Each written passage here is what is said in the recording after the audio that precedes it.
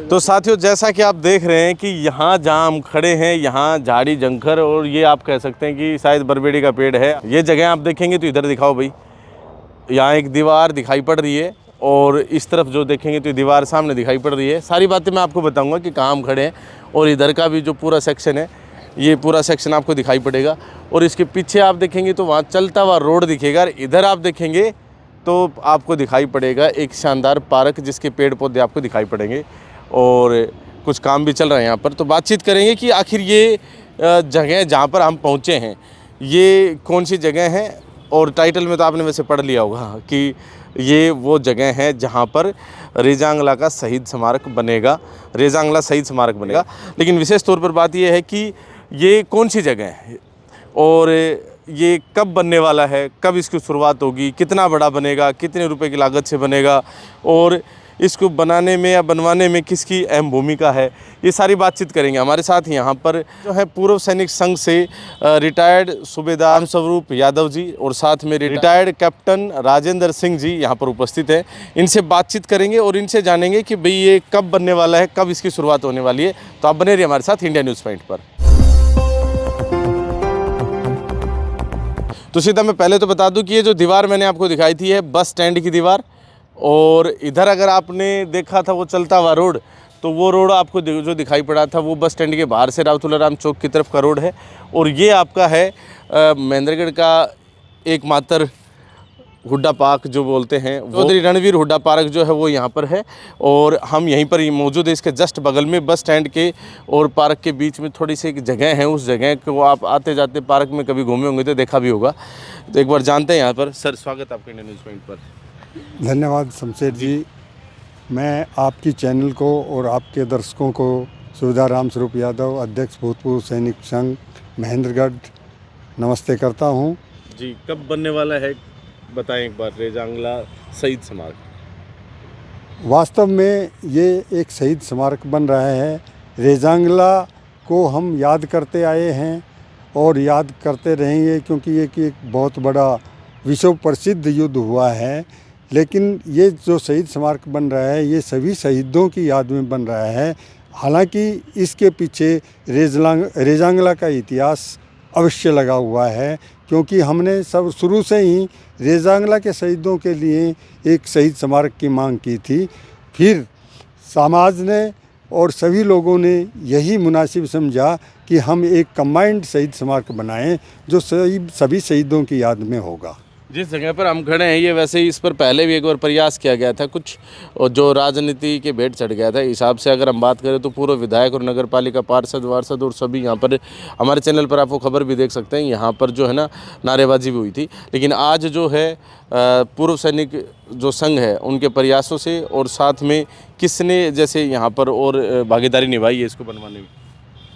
शमशेर जी, मैं बताना चाहूँगा कि 20 साल पहले महेंद्रगढ़ के भूतपूर्व सैनिकों के दिमाग में ये आया कि हमारे यहाँ पर महेंद्रगढ़ में शहीदों को श्रद्धांजलि देने के लिए कोई उचित स्थान नहीं है।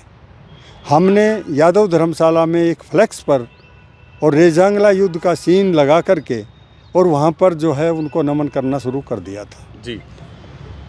जब भी कोई हमारा प्रोग्राम होता था उसमें हमने सभी राजनेताओं को, समय समय पर जितने भी मुख्यमंत्री आए उनको, या जो भी हमें लगता था कि वो हमें शहीद स्मारक महेंद्रगढ़ को दे देगा, उससे हमेशा प्रार्थना की गई।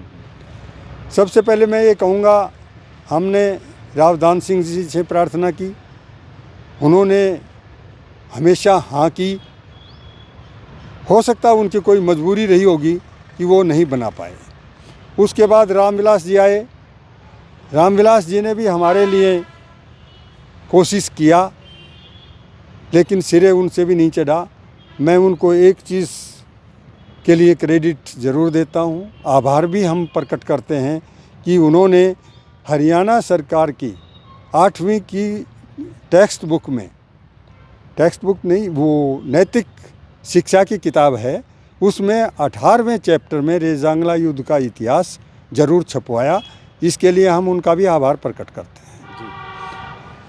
अब उनके नहीं बना पाने से जब कंवर सिंह जी विधायक बने तो उन्होंने हमारी भावना को समझा और मैं तो ये कहूँगा कि हमारी मांग किए बिना ही उन्होंने ये कहा था कि बताओ आपको क्या चाहिए। सबसे पहले हम अपने पुरानी मांग जो युद्ध स्मारक की थी उसको दोहराया। इसके बीच में मैं एक चीज़ और कहूँगा कि हमारे माननीय सांसद महोदय ने भी हमारा सहयोग किया, लेकिन इसको एग्जीक्यूट नहीं कर पाए, कार्य रूप नहीं दे पाए, वो अलग बात है। लेकिन हर व्यक्ति ने जिससे भी हमने प्रार्थना की हमें आश्वासन भी दिया और हो सकता है कोशिश भी की हो। अब विधायक जी ने हमें बुलाया और उन्होंने ये कहा कि आप कहाँ बनवाना चाहते हो। हमने कहा देखिए जो शहर की सबसे व्यस्त और बढ़िया जगह है वहाँ आप बनवा दीजिए, क्योंकि वहाँ पर एक तो विजिटर्स ज़्यादा आएंगे, दूसरा जो जवान बच्चे आएंगे उनको मोटिवेशन मिलेगा। जी बिल्कुल सही बात है। और अगर किसी दूर की जगह में ऐसा कर दिया तो व्यर्थ में उसका साफ सफाई भी मुनासिब नहीं होगा, जैसा कि दूसरे शहीद स्मारकों का हो रहा है। तो उन्होंने हमें बुलाया, पूरे म्यूनसिपलिटी मतलब नगर पालिका के चेयरमैन और एमई, जेई और सेक्रेटरी को बुलाया, ऑन ग्राउंड बुलाया और हमें भी बुलाया और इस स्थान का दौरा किया, निरीक्षण किया और उन्होंने पूछा कि बोलिए आपको कौन सी जगह चाहिए। हमारी पहली मांग यही थी कि हमें इस जगह पर ये शहीद स्मारक अगर बनवा देते हो तो बहुत उचित होगा। लेकिन तत्कालीन एमई साहब बोले हम एक पार्क का स्थान है, लॉन है, उसमें बनवा देते हैं, उसमें बड़ा उचित होगा। तो वो भी ठीक थे, लेकिन मतलब वहाँ पर जो है दूसरे एमई साहब आए या किसी ने भी कहा, लेकिन वो उचित स्थान न मानते हुए फिर हमारी पुरानी मांग पर ही वो आ गए और यहाँ पर उन्होंने बता दिया कि यहाँ पर बनेगा। अच्छा। तो इसके बाद जो भी कार्रवाई की है, विधायक जी ने ये भी कह दिया था आपको बार बार आने की भी ज़रूरत नहीं है। नगर पालिका को भी कह दिया था कि बार बार जो है पूर्व सैनिकों को बुलाना नहीं है, और वो आदेश करते थे, काम हो जाता था। और जो भी रिक्वायरमेंट होती थी हमारे पास या तो विधायक जी का फ़ोन आता था या नगर पालिका का फ़ोन आता था कि आप आ जाइए, आपसे बात करनी है। अभी सुनने में आ रहा है कि 15 से शुरुआत है, तो किस प्रकार से क्या कार्यक्रम है, कैसे? देखिए 15 तारीख हमारा रेजांगला डे 18 नवंबर को बनता है जी, लेकिन राष्ट्रीय प्रोग्राम है रेजांगला का जंतर मंतर पर 18 नवंबर को जी। उसकी वजह से हमने इसको 18 की बजाय 15 को मनाना उचित समझा जी। क्योंकि अगर हम 18 को मनाते हैं तो ना तो दिल्ली में जा पाएंगे हम, और ना वहाँ जो भीड़ जा रही है वो यहाँ आ पाएगी। इसको ध्यान में रखते हुए हमने यही सोचा कि उचित रहेगा कि अगर ये कुछ दिन पहले मना दिया जाए। तो विधायक जी ने पहले तो हम 16 नवंबर की बात कर रहे थे, क्योंकि उस दिन हमारे नसीबपुर के शहीदों का दिन भी है। नसीबपुर की लड़ाई 16 नवंबर को ही लड़ी गई थी, तो उन शहीदों की याद में भी और रेजांगला शहीदों की याद में भी हमने सोचा था कि 16 नवंबर को हम ये प्रोग्राम कर लेंगे। लेकिन माननीय मुख्यमंत्री महोदय का दौरा 16 नवंबर को है, इसलिए विधायक जी ने कहा कि देखिए 16 नवंबर उचित नहीं रहेगा, या तो इसको 17 कर लो या इसको 15 कर लो। तो सभी का राय यही था कि ये 15 उचित रहेगा। तो अब जो है 15 तारीख को सवेरे 9 बजे यहाँ पर हवन होगा।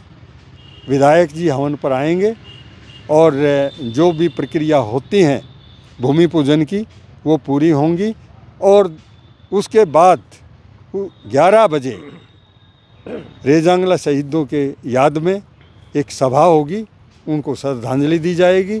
और मैं ये कहूँगा कि जो पवन खैरवाल जी हैं वो शहीदों की मिट्टी कलश में भर के लाए हैं रेजांगला से, उसको भी उसी दिन अगर स्थापित कर दिया जाएगा तो ये बहुत बढ़िया बात होगी जी। अच्छा, हमारे साथ जो रिटायर्ड कैप्टन राजेंद्र सिंह जी हैं, इनसे बातचीत करते हैं। सर, क्या कहेंगे इस फैसले के ऊपर कि यहाँ अभी शहीदी स्मारक बनने जा रहे हैं? सबसे पहले तो शमशेर जी, आपके न्यूज़ पॉइंट को और आपके दर्शकों को मेरी तरफ से बहुत बहुत धन्यवाद जी।